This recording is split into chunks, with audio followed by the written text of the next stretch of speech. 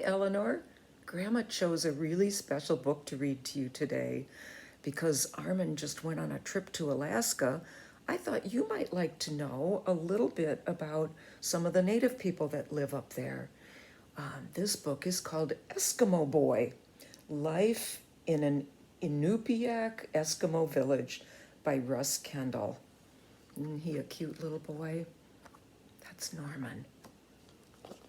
Let's see. I'm going to try to show you the picture and read the story at the same time. Let's see if Grandma can do it today. This is Norman Kopiak. He is 7 years old. And, let's see, a 7-year-old Inupiaq Eskimo. In the Inupiaq language, the word Inupiaq means the real people. Let's look at where he lives.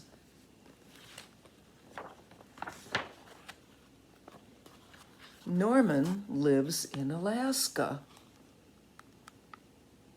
His home is on an island off the northwest coast of Alaska in the Arctic Ocean.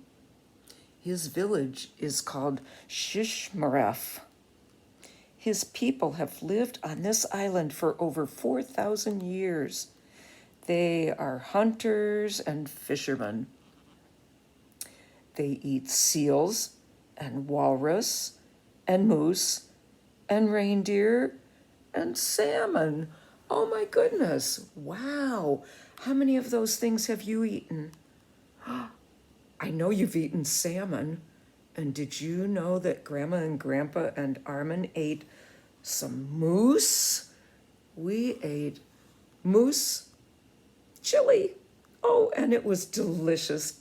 Kim made us moose chili, and it was so yummy.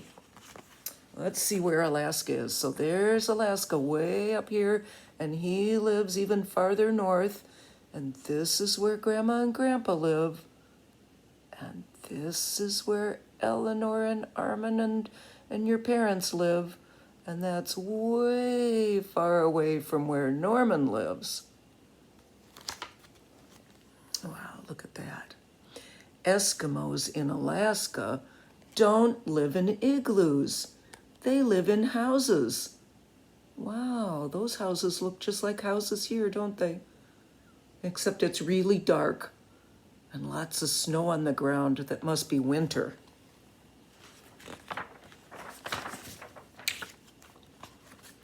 Norman's brother Warren is 23 years old. He has his own family, and they live in a small house on the other side of the village. His sister Frida is 21, and his brother John is 13. Let's see, his parents' names are Clara and Sheldon Noniuk, and his grandmother, Signa, lives nearby in her own house. There's Norman with his grandmother. They learn a lot from their grandmother. It's nice that they have a grandmother that lives close by. Your grandmother is very far away, both of them. Wow, look at what it looks like where he lives. That's his island. And look, you can see a mountain off in the distance. We're going to hear about that mountain. But I think I'm going to fold the page over so I can read part of it and show you the picture on the other half. Winter comes early to Shishmaref. Sometimes it snows in September.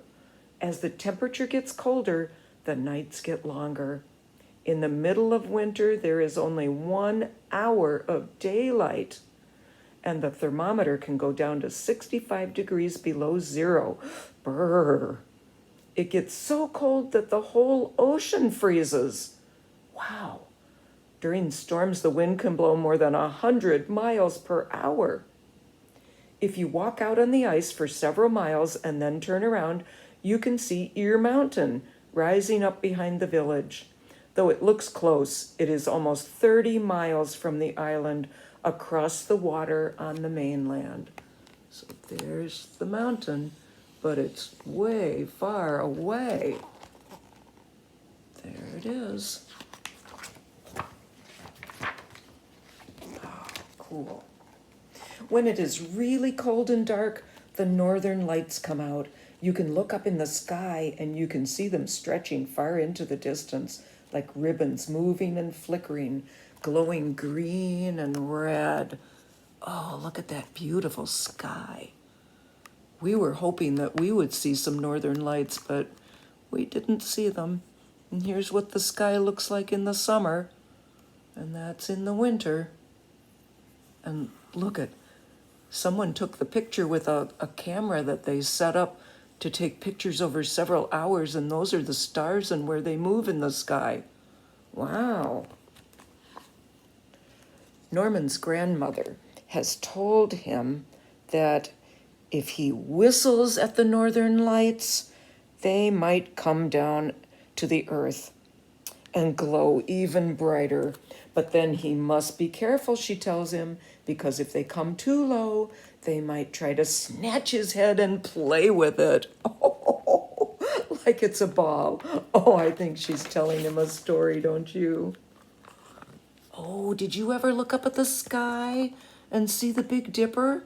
Look at that. It's really clear in Alaska, especially in the winter. And did you know that that's the picture on the Alaska state flag? They have a Big Dipper on their flag with stars. Pretty cool, isn't it? Norman's father is a hunter. Whenever he catches something, he brings it home, where Norman's mother cleans it and prepares it. She cooks some of the food right away, and the rest she dries or freezes for later. She uses an ulu, or woman's knife. It's rounded like that, and she uses it to cut up the meat or the fish. And there she is with, I don't know what that is, but there she is using her knife, and there's the ulu close up. We saw some knives in gift shops, some ulus, but I bet they were smaller and not as good as this knife. Oh, what's Norman doing? Look at that. Do you know what that is? Look what he's caught. There's a hole in the ice. Look at that. Norman is not old enough to go on the hunt with the men from the village, but he dreams of being a great hunter. And for now, his favorite activity is to go ice fishing with the other villagers out on the frozen lagoon that separates the island from the mainland. And here's another picture of the fisherman. I think he must be chopping a hole in the ice so they can put their line down. And look, he's pulling up a whole bunch of fish. And look how they travel. Look at that. He's got a snow machine. We always call it a snowmobile, but in Alaska they call it a snow machine. And right behind it is a sled, like sled dogs pull, only this one's being pulled by the snow machine.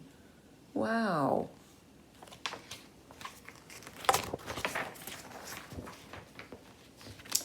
About 450 Inupiaq Indian Eskimos live in Shishmaref. There are only a few white people. Let's see if I can get that clearer. Only a few white people, and mostly the teachers who work in the school. So Norman is in the first grade. He would rather be outside fishing, but he tries to do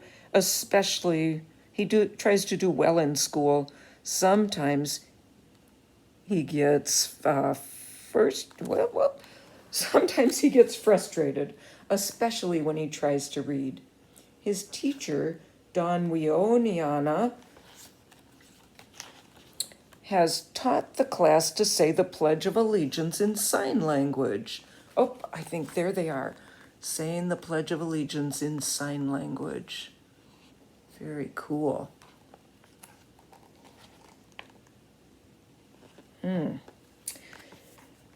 Some days the class watches videotapes about animals like polar bears, which sometimes come into the village at night in the winter, Ooh, that would be scary to have a polar bear come near your house in the winter. Other days they learn how to speak the Inupiaq language and how to carve little people and little animals out of soapstone. The carving teacher is Dick Wioana, and he carves animals out of ivory tusks. I wonder, they seem to have the same last name. I wonder if that's Mrs. and Mr.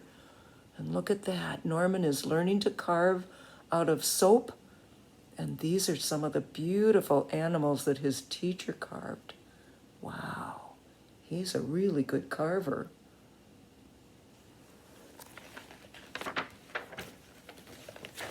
Before the white man came to Alaska, the only way to travel was to ride a dog sled.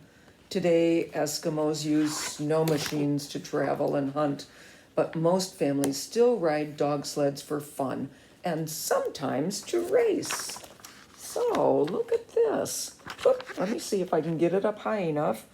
Oh, look at the dog sled with, wow. I think if you count those dogs, that's a lot of dogs hooked to that sled. I bet they can go really fast, and I think I counted 15.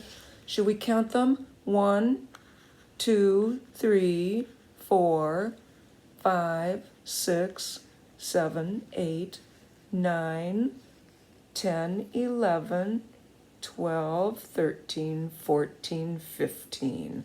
Wow, that's cool. And there they are, racing. How fun. It must be fun to have dog sled races. That would be cool. But boy, that's a lot of dogs to take care of. And do you think they all live in the house? Most dogs live in the house around here, don't they? They're pets. But look where these dogs live. Wow, they're used to being outside. So they live outside even in the winter, and their fur will keep them warm. Let's see what this says. Let me read the other side to you. There are almost as many dogs in Shishmaref as there are people. Even when it gets cold, the dogs live outside. Their fur keeps them warm. Sometimes the men make their dogs hot meals by boiling water and fat and seal meat and fish together. That's what he's doing. And here's some more pictures of the dogs. Aren't they beautiful? Oh, he's kind of buried in the snow, isn't he? And you know, the snow keeps them a little bit warm when the wind is super, super cold and blowing. But, no, I don't know. Some sled dogs live in their own little special houses, but I don't see those here. Because the village of Shishmaref is so far north, no roads go there. But there is a runway nearby where airplanes can land. Almost everything comes and goes in and out of the village is brought on airplanes. Look at that. Look at all the stuff that's come by plane. There's another plane. So everything they need, any fresh fruit or food that they can't find themselves, maybe potatoes and rice and things like that, it all has to be shipped in by plane. Wow. Well, Norman even goes by airplane to the dentist, because the nearest dentist is in Nome, 120 miles away. He's not very happy to go. Oh boy. But it's important to take care of our teeth, isn't it? So I'm glad his parents are taking him to the dentist. Well, this is interesting. The village does not have running water. The whole village, the whole island, there's no running water. When we stayed at Kim's, we lived in a cabin and there was no running water. So we went over to Kim's house to take a shower. Oh my goodness, I wonder how they bathe. Norman's parents travel to the mainland where they chop up ice from a small pond and then they bring it back. Oh my gosh, look. They bring it back to their island. There they are, chopping up ice, traveling by snow machine. And look at the big piece of ice. And they bring it back so they will have drinking water. Oh my gosh. Because all the water between the island and the mainland is salt water. Because it's an ocean. So they have to go get big chunks of ice so they can melt it to have water to drink. Wow, isn't that amazing? That would be really hard for me. In the spring, the days get longer, and Shishmaref holds a spring carnival. People from other Eskimo villages all over Alaska come to help celebrate the longer days. Outside, there are dog sled races. Whoops, my page wants to turn too soon. And inside the school, there are basketball games, and later there are Eskimo dances. Ah, look at that. And the drums made of really thin animal skins are played while people are dancing. And I lost my spot, so let me go finish reading this. After the carnival, Norman and some of his friends play Eskimo baseball in the snow. Imagine that. Eskimo baseball. I wish they had a picture of that. I'd like to know how that's played. Let's see. In May, the snow that covers the island begins to melt. Whoa, look at the island. And in June, the village becomes full of big slush puddles. People drive their snow machines right through the water. The ice pack that covers the ocean begins to break up and melt and drift away. Oh my gosh. I'm surprised the snow machine motor doesn't stop. They have to drive right through the water. Wow. That's slushy. I guess they're used to the cold, aren't they? Soon the men will begin to hunt seals and walrus so that the village will have food for the winter. Even though Norman cannot go with the men, he watches them leave, and then he pretends to shoot at seals from the shore. And when the men bring the seals back, the village women clean them and hang them up in long strips of seal meat to dry. So there's the women cutting up the seal meat, and there it is in long strips drying. Look at that, they've got a tent. I wonder if they use that to help dry the meat out too. In the summer, there is almost no snow or ice left. The sun stays up most of the time, setting only 1 hour each night. While the men are away hunting and fishing, the village children play outside. Norman especially likes to play near the ocean. He watches the boats come and go as the hunters go to their hunting and fishing camps. Oh, look at that. There is some snow in the middle of summer, and look what they're playing. Is that a basketball hoop?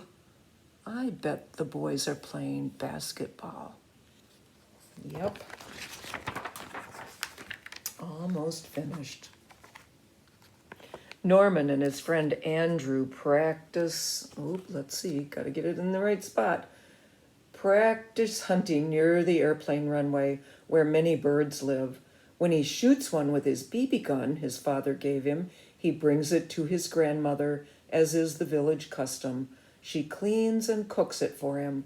Norman wants to be as good a hunter as his father. Someday, Norman will use these hunting skills to feed his family when he's all grown up. So there's Norman with his friend. Oh, and look, there's the bird he shot. He's bringing it to his grandma, so she'll cook it for him, clean it and cook it. Too soon the brief Arctic summer is over. Norman knows he must return to school, this time to 2nd grade. Oh, look, there he is. The cold September winds have already started blowing. Soon they will carry winter snowstorms. The nights are already getting longer and colder. In a month's time, the ocean will begin to freeze. Norman puts on his winter parka, and missing summer already, he walks down to the ocean. There he is. Isn't the sky pretty? That's beautiful. And that's the end. That's the end of the story about Eskimo Boy. Wow, that sounds like a pretty tough life to me. We've got it really easy, don't we? But that was interesting. And if Armin is interested, or if your family is interested, they've got a whole bunch of Inupiaq Eskimo words that and how to pronounce them. So I could take a picture of that and send it to you. Grandma loves you. Someday, Eleanor, we're going to take you on a trip too, just like we took Armin.